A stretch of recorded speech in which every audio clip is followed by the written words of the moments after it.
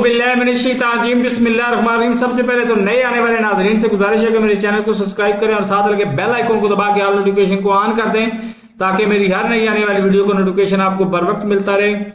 अभी मिफ्ता इस्माइल साहब ने ये फरमाया है कि हमने मतलब 12 करोड़ या 8 करोड़ लोगों को 2000 रुपये माहाना वजीफा देना शुरू कर दिया। अब लैंग्वेज पर जरा गौर करें।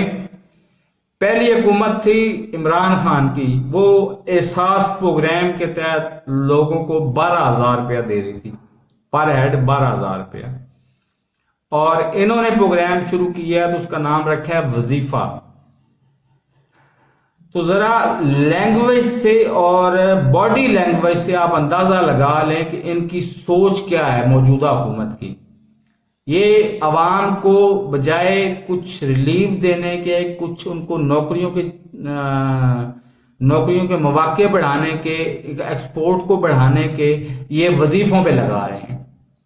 और यही इनके मास्टर, इनके बड़े IMF और अमेरिका का यही नेचर, यही प्रोग्राम है उनका भी।